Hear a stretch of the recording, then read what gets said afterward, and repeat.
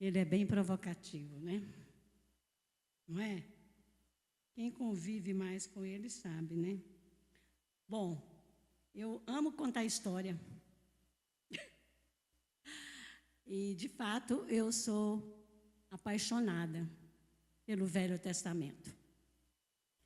Porque ele sempre nos reporta para o novo. E isso, para mim, é paixão. E eu hoje resolvi, né, trazer esta história, né? Agora, eu falando de história, eu quero trazer aqui para a igreja que todos nós, interessante que essa reunião aqui começou com história. Não pensa você, e não que nós nunca caiamos neste erro. Você, eu, nós estamos escrevendo uma história. Amém mesmo. Porque, de fato, nós estamos escrevendo uma história. A nossa história, ela é, primeiramente, pessoal. Você tem uma história pessoal. Porque você veio de um contexto. Você tem raízes. E você, pessoalmente, está escrevendo a sua história. Agora, com a Bethesda, nós também estamos escrevendo uma história. Nós vivemos dentro desse contexto de escrevermos histórias. E oxalá que a nossa história seja uma história para glorificar o nome de Deus.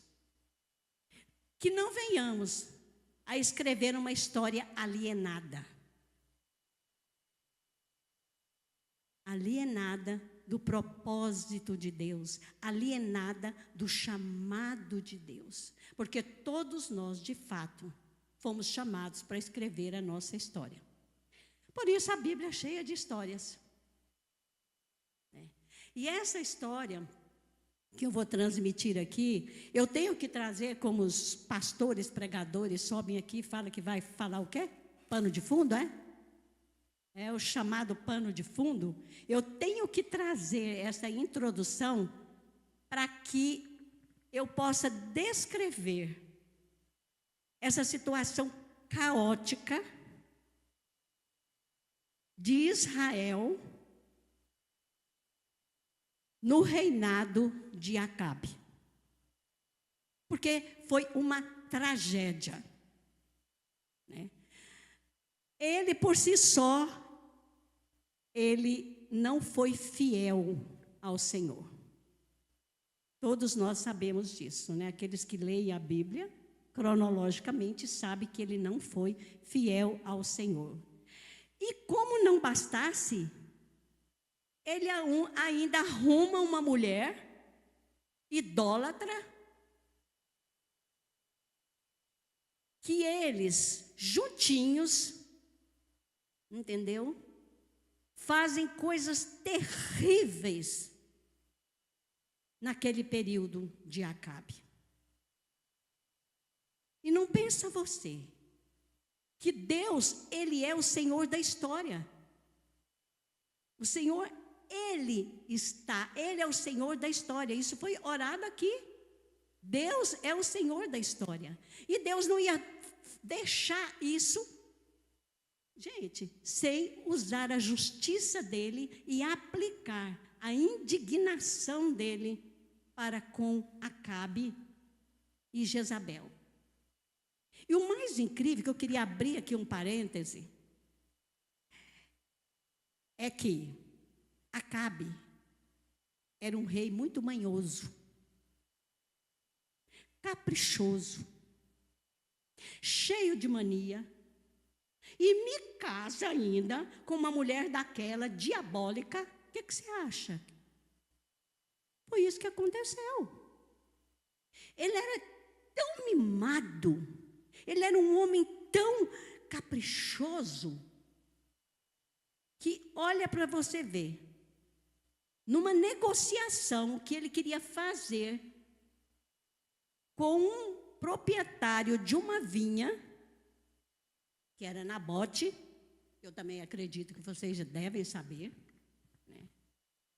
Nabote falou, não, eu não vou passar minha herança, porque é uma herança hereditária, já veio lá, né, da família.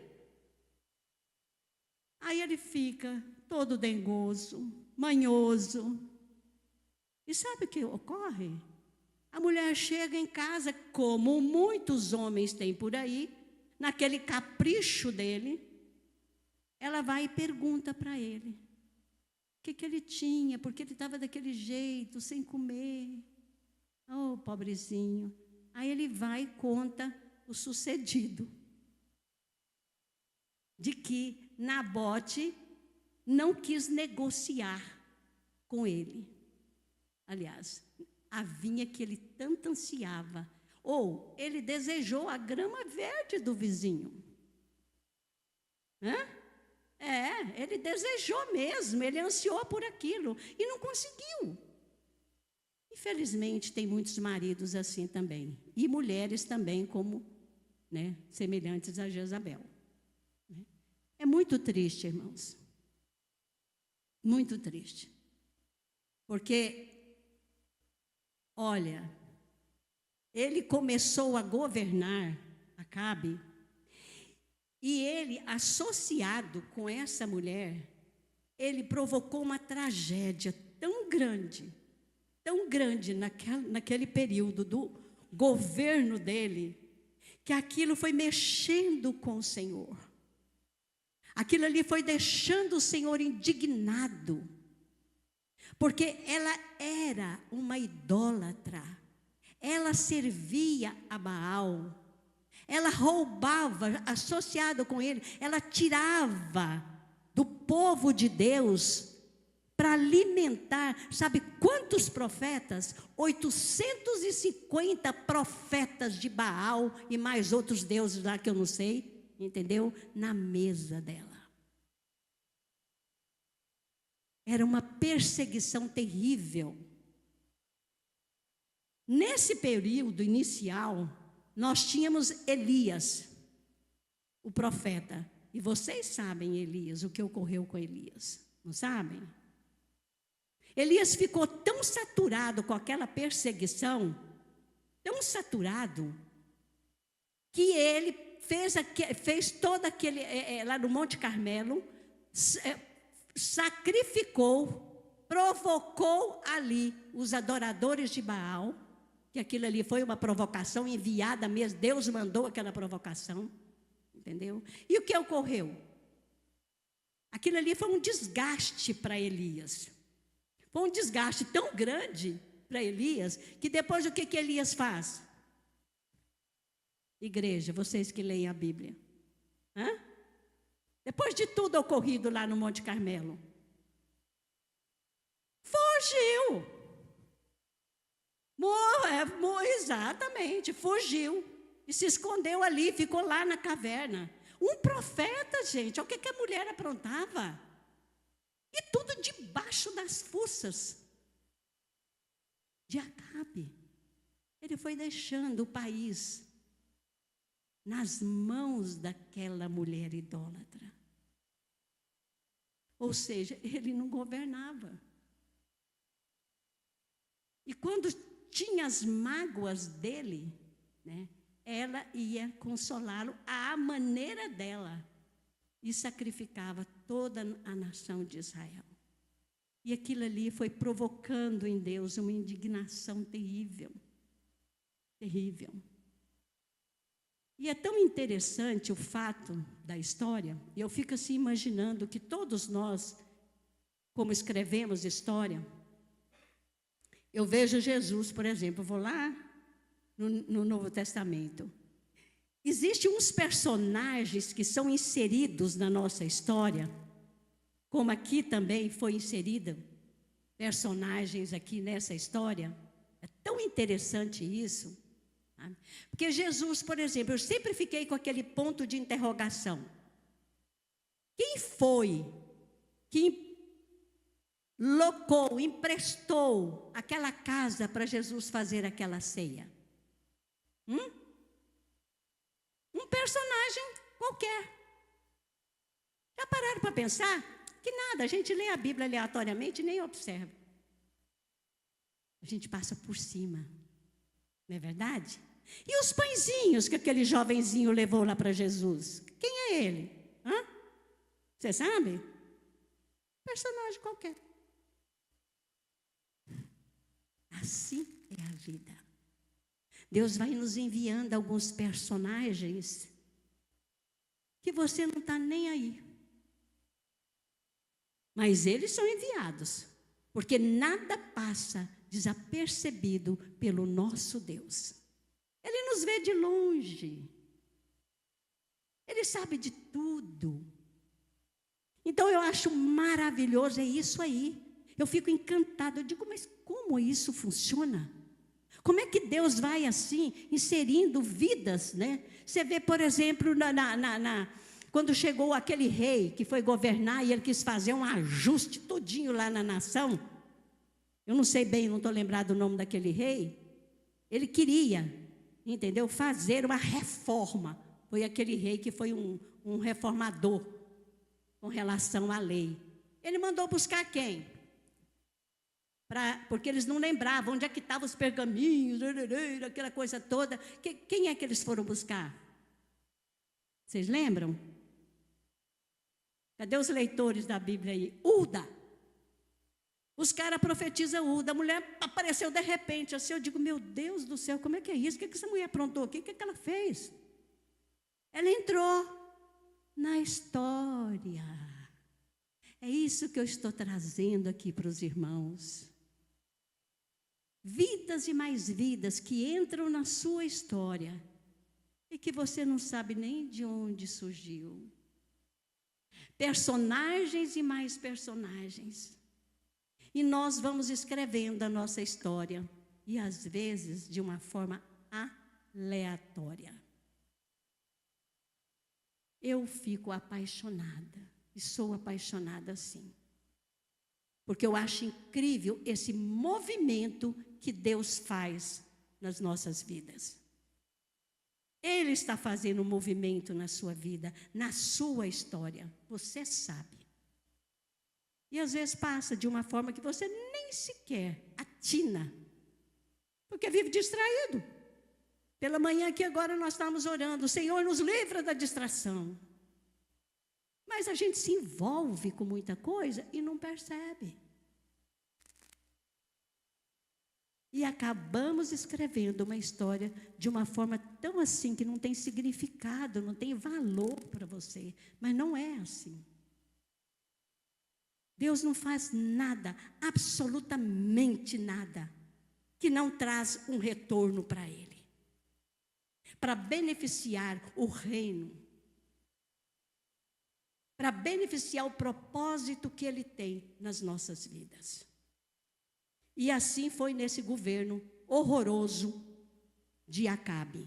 Aí, Deus, dentro da indignação dele, o que Ele fez? Ele esperou, olha para você ver como Deus é misericordioso. Eu fiquei encabulada com isso. Acabe foi guerrear com o rei da Síria. Ele morreu daquela forma. Vocês, eu acredito que já leram também. Aí, nesse interim, Deus já tinha, é lógico, já de antemão, o próximo rei, que era o quem? Quem é que sabe? Jeú. É ou não é? É, Carlos. Então, aí vem Jeú. Aí eu quero entrar hoje lendo, eu quero entrar na vida desse rei. As características desse rei era totalmente o contrário do rei Acabe. Certo? Ele era um dos capitães, não era? Do rei Acabe. Aí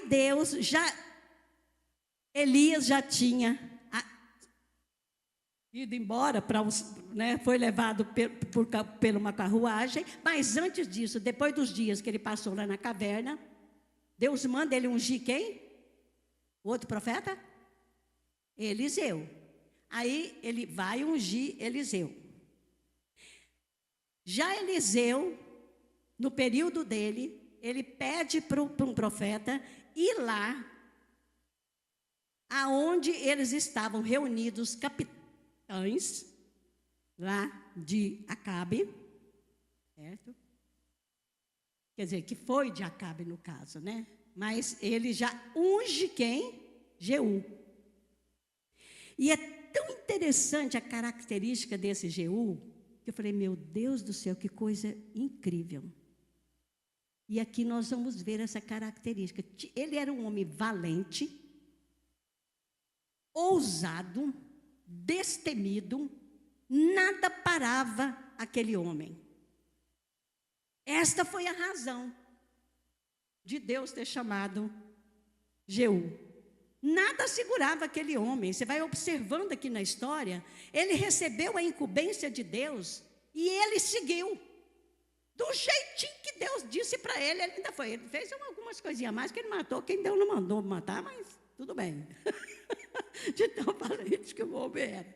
Você entendeu? Gente, o homem era incrível. Então, nós vamos aqui na Bíblia ver agora o chamado de Jeú, ok?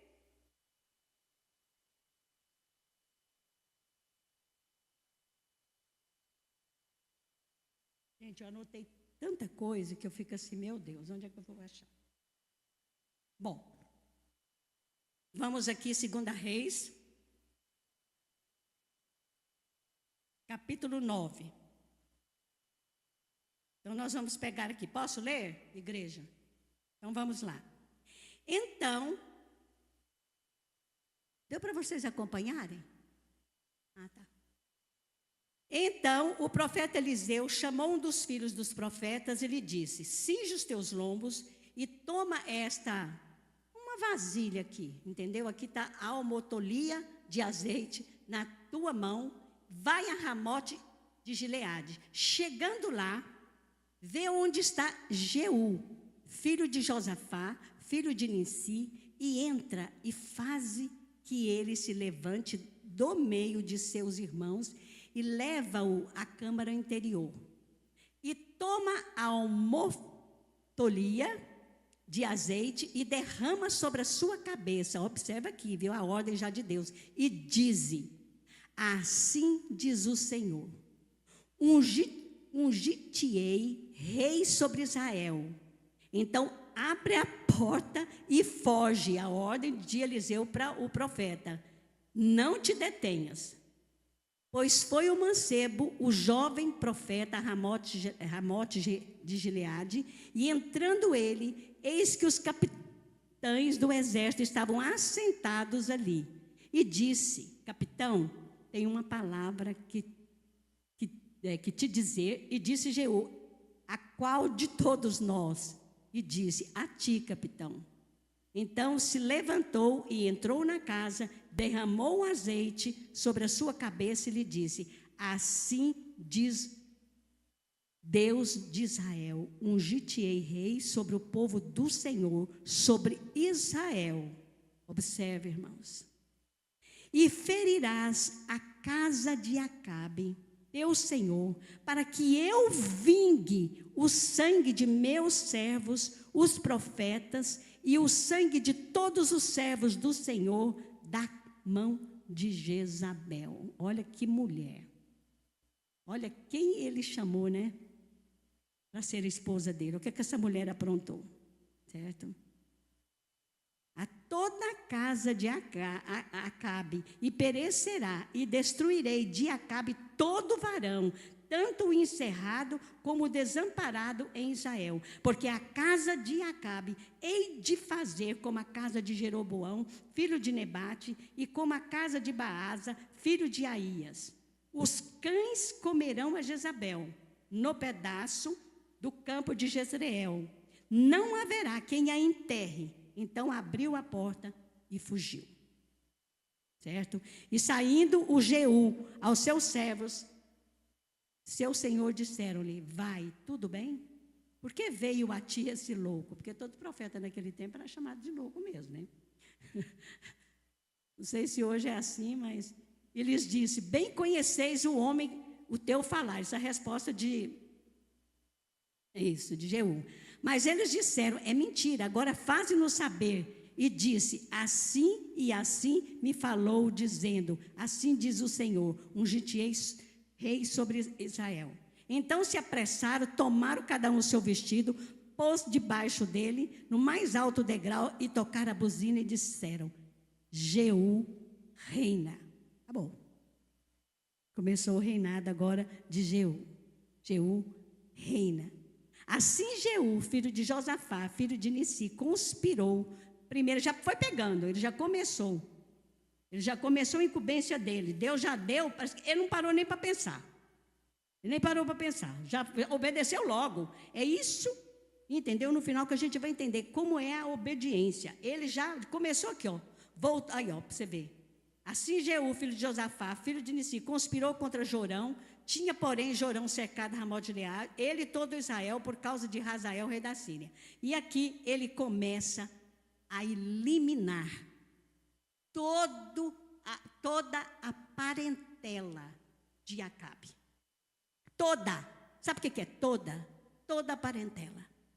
E aqui a palavra vai descrevendo a forma como ele foi chegando em cada lugar e cumprindo o propósito de Deus sobre a vida de todos os descendentes de Acabe. Foi destruindo. Deus estava tão indignado com aquele homem, sabe? Com tudo aquilo que Acabe fez, com toda a destruição que ele fez na nação.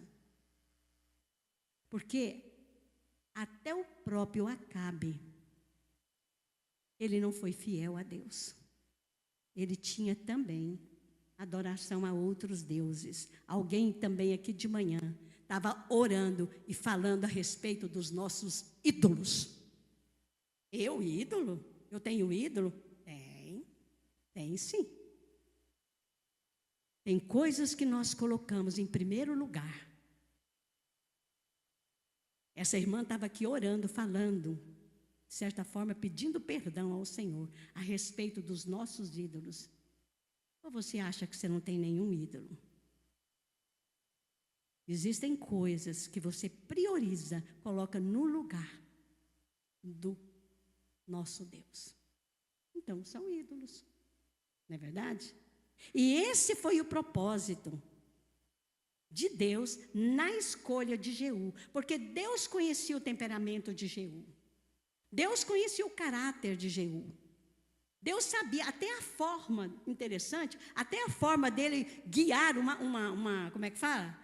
Aquele instrumento de guerra, a carroça, sei lá, que trouxe aquilo, carro, sei lá, de guerra. Até a forma dele estar ali era conhecido de todos. Ele era um homem conhecido. Ele era valente. E Deus foi exatamente atrás do valente.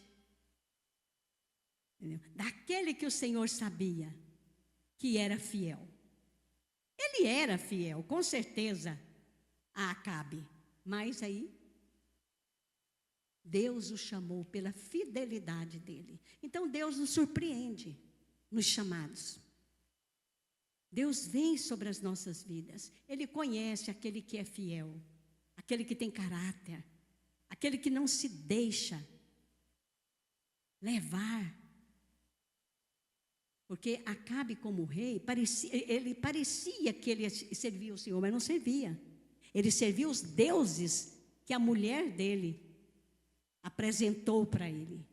Eles eram assim, ó, de comum acordo. Porque acaba, querido, se você tem uma esposa que não conhece o Senhor, você acaba cedendo. Ah, Adão lá, o problema está lá. Lá desde o Éden. E se você tem relacionamento com alguém que é mais forte do que você, que não testemunha, não tem testemunho como cristão, você corre o risco de ser influenciado. Foi isso que aconteceu. E na proporção que Jeú foi derrotando, destruindo toda a casa de Acabe, Gente, era gente demais. O país estava totalmente contaminado. Era uma situação caótica em que Israel se encontrava. Terrivelmente caótica. É tanto que eu fiquei pensando, tem gente que pensa, mas será, não foi um dia só não, gente. Levou um certo período para que Jeú, entendeu, viesse destruindo. E tinha que ser, de certa forma, na surdina. Não era algo assim, entendeu? Mas ele fez o que Deus mandou que ele fizesse. Agora, o interessante agora, na história de Jeú, é que ficou, na proporção que ele foi destruindo, né, porque Jeú foi exterminando a casa de Acabe, foi exterminando. Mas chega um momento, vou mostrar aqui para vocês, um texto, não sei se eu anotei bem aqui.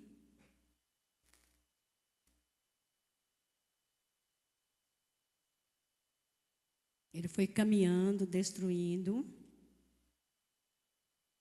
Vou ver aqui. Eu vou vendo as minhas histórias, eu vou anotando tanta coisa. E no final... Bom, é 2 Reis, capítulo 10.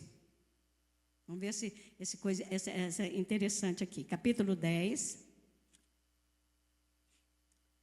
Verso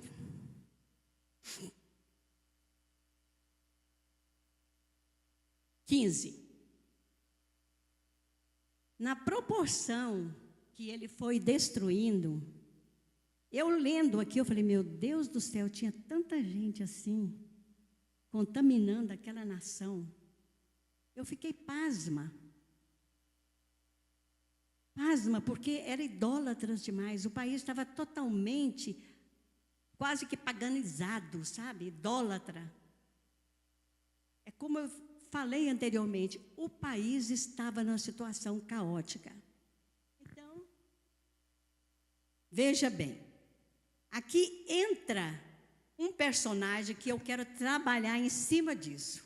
Desses personagens que entram nas nossas vidas. A gente pensa que é algo aleatório, mas não é. Porque se você for estudar aqui na palavra a respeito desse personagem, você vai entender. É muito incrível o que Deus faz. Muitíssimo incrível. Então vamos lá. Capítulo 10, a partir do versículo 15. E partindo dali, no caso Acabe, que eu não vou ler tudo isso aqui, senão vocês vão ficar muito impacientes. Não é? Vão ficar mesmo. Partindo dali, encontrou Jonadab, filho de Recabe, que lhe vinha ao encontro, o qual lhe saudou. Reto é o teu coração com o meu coração. É com o teu coração? Isso. Jeú perguntando a Jonadab. E disse Jonadab, é. Então, se é, dá-me a mão. E deu-lhe a mão e fê-lo subir consigo no carro. E disse, vai comigo e verás o meu zelo para com o Senhor. E o puseram no seu carro. Pequenininho o texto, né? Mas é de uma riqueza muito profunda. Porque Jonadab, entendeu? Ele é filho de Recabe, descendentes do sogro de quem? Leitores da Bíblia. De quem, Juliano? Hã? De Recabe. Mas de quem? Jetro. Lá atrás. Para pensar. Lá atrás. Assim é a Bíblia. Assim é a palavra de Deus. Então, aparece ele aqui. Esse personagem aqui. certo? E ele, de certa forma, na proporção que eu fui desenvolvendo a leitura, eu pensei assim comigo, ele já conhecia, claro, Jeú, a fidelidade de Jeú. Senão ele não teria se apresentado. Será que eu pequei em ter falado isso? Porque como é que aparece um homem assim? Entendeu? E Jeú já vem ao encontro dele, o convidando para estar com ele naquela empreitada. Ele já tinha destruído muitos já em Israel, mas ainda faltava concluir. Faltava concluir. E sabe quem eram? Eram os profetas. Então era necessário.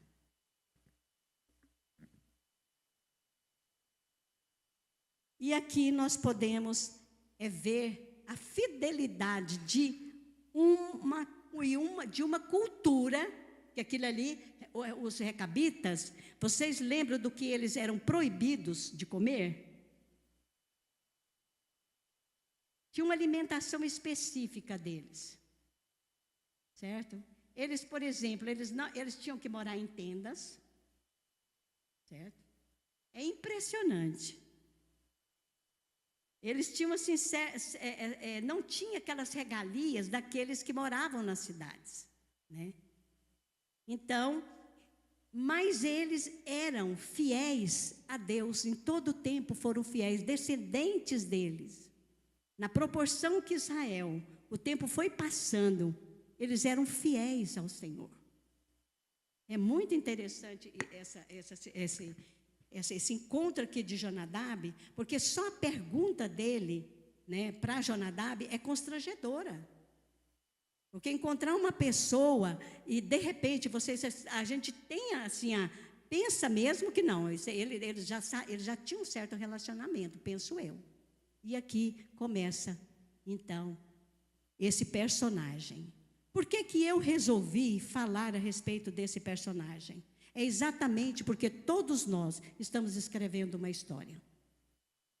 E nós nos descuidamos e ficamos extremamente alienados conosco mesmo, com os nossos cuidados, entendeu?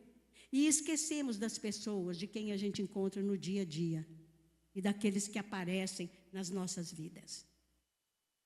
E esse encontro, ele foi para mim, foi algo tão incrível, que aqui, ele juntamente com Jeú, ele encerra a empreitada, o propósito de Deus de excluir totalmente os descendentes de Acabe. Tudo. Por isso que ele foi já chegando de imediato, ele já foi matando o primeiro rei lá, que já era filho de quem? De Acabe com a feiticeira lá, a médium, a idólatra, a Jezabel. Então ele foi matando tudo, ele não parou para pensar. Ele não tinha o que pensar, porque ele conhecia a história também. Ele era um homem que conhecia a história. E isso me chamou muita atenção. Por que me chamou a atenção? Porque eu estou lendo o livro de Jeremias e, de repente, lá em Jeremias, eu deparo com Deus aqui, elogiando essa família. Elogiando os recabitas. Gente, isso para mim foi extremamente constrangedor. Porque observa aqui, agora eu vou ler, agora nós vamos lá em Jeremias, por isso que eu vim com essa história toda, para nós vermos o que Deus não está alienado às nossas histórias. É muito sério, irmãos, muito sério. Então vamos lá para Jeremias, capítulo 35.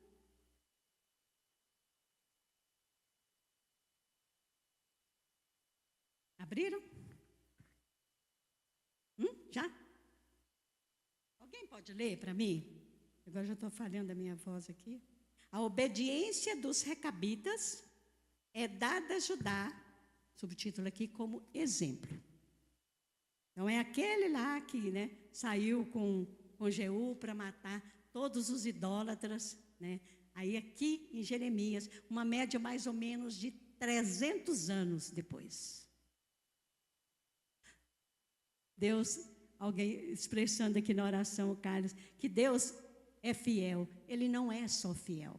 O nome dele é fiel. Esse é o nome do Senhor. Ele é fiel. Então aqui nós podemos ver agora o destrinchar de todo esse pano de fundo que foi bem cansativo, que eu já vi gente abrindo boca aqui, fechando o olho, que eu fiquei encabulada. Eu queria citar o nome, mas não quero te envergonhar. Entendeu? Mas que eu vi, eu vi. Então leia aí para mim, por favor, Carlos.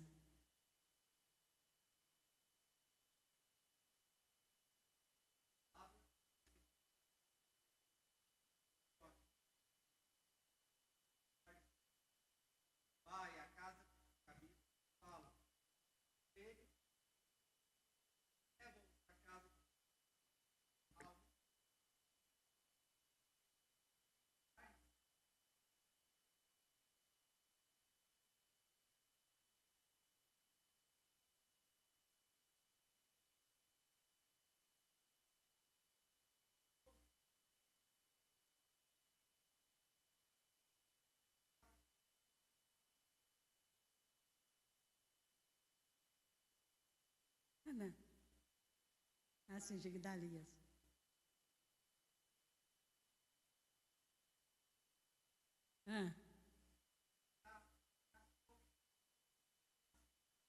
Maceias.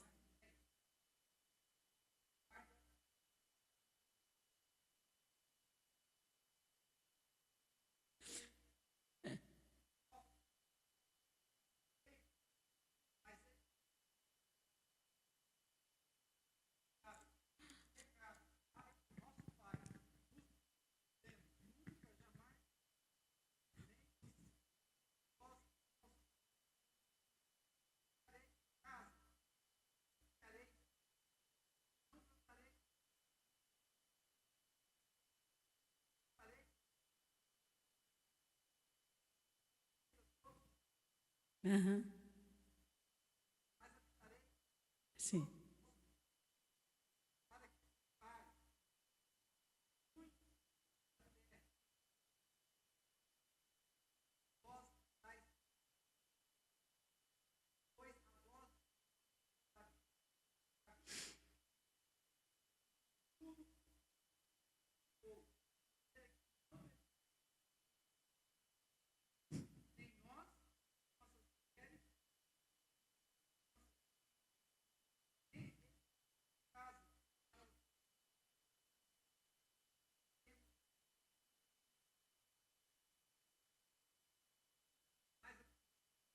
Uhum.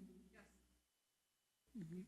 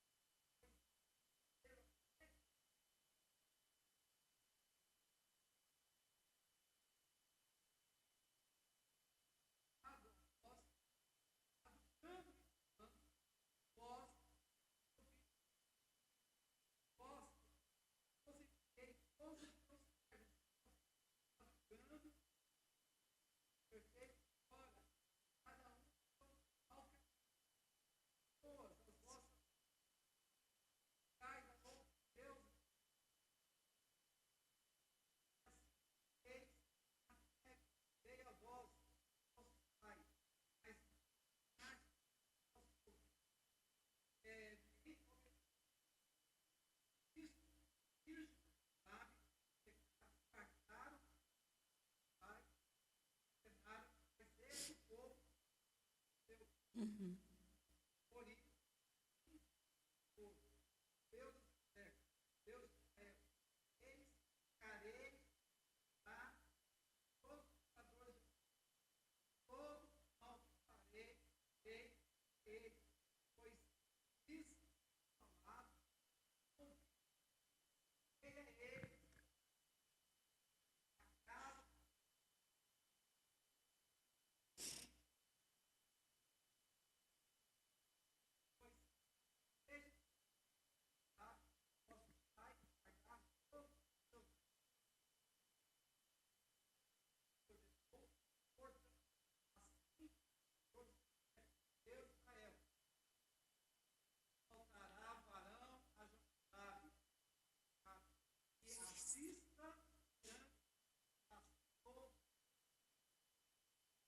Igreja, é ou não é constrangedor?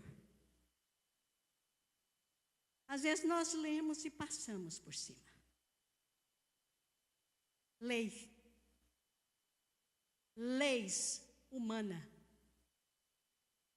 Não tomeis vinho, não é isso? Não moreis em casa, moreis em tenda. Aqui você pode perceber, eles foram obrigados a vir aqui para Jerusalém, obviamente que eles não estavam em tendas, né? Obviamente, mas por quê? É porque onde eles estavam estava sendo o quê? Perseguido pelos caldeus. Então, Deus estava, vocês percebem que é como se Deus estivesse lamentando. Como eu senti como se Deus estivesse chorando a desobediência do povo dele, de Israel. Isto, eu fiz todo aquele pano de fundo, trazendo para os irmãos, para entrar nisso aqui. Porque para mim foi chocante. Quando eu li isso aqui, eu falei, meu Deus do céu. E sabe, como eu falei para vocês, 300 anos depois, Deus veio com essa, assim, Deus falou assim, puxa vida, olha só, esse povo guardou as leis de Recabe, tudo aquilo que disseram não é para fazer. Ele se vê que Deus é tão incrível que, de certa forma, Jeremias instigou, e ali Deus mostrou a fidelidade daquele povo, a obedecer Recabe. E Deus estava lamentando a respeito de Israel, se lamentando. Esse é o nosso Deus, queridos. Ele tem sentimento. Deus tem sentimento quando nós quebramos os princípios, quando nós não obedecemos, quando nós não somos fiéis aos nossos companheiros, aos nossos irmãos, à igreja. Você entendeu? Deus, Ele tem sentimento. Por aqui você vai vendo, tipo assim, eu vim como se Deus estivesse lamentando. Então existe alguma coisa que Ele está dizendo aqui no verso 15, convertei-vos. Certo? Ele vai eu falei para vocês não agirem assim, e vós não me obedecestes. É isso, irmãos. Eu louvo ao Senhor por vocês terem me assistido desde o começo, porque na verdade a minha intenção, intencionalmente, eu queria chegar aqui, mas ao mesmo tempo vocês foram testados na paciência. Deus está aguardando de nós, cristãos, filhos de Deus, para que nós venhamos, primeiramente, a convertermos. Nós estamos num processo contínuo de conversão. Entenda isso, igreja. Contínuo. Porque nós sofremos de um mal dessa geração, que é a distração. E nós corremos um grande risco de nos envolvermos, né, nesse imbróglio, entendeu? Das agitações, das distrações, os nossos negócios, os nossos prazeres, o nosso comodismo e tudo isso, meus queridos. E deixamos, entendeu? De obedecer. Mas o convite é esse: convertei-vos. Convertei-vos, olhai para mim. A palavra está aqui, meus irmãos. Ela é de uma riqueza tão profunda, sabe? Que cada pessoa que sobe nesse púlpito traz uma porção rica para que nós possamos nos deleitarmos, mas também darmos seguimento na nossa caminhada, nesse processo nosso aqui na terra. Compreenderam agora, meus irmãos? E eu saí pesquisando um pouquinho a respeito. Eu ainda coloquei aqui quando o Carlos me perguntou, por isso que eu coloquei o valor da obediência. Ou seja, 300 anos mais tarde, descendentes de Jonadab, os recabitas, foram usados por Jeremias, sob a direção do Senhor Deus de Israel, como exemplo de fidelidade às ordens do seu antepassado, em contraste com a obediência. Aliás, em contraste com a desobediência a Deus do povo de Judá e de Jerusalém.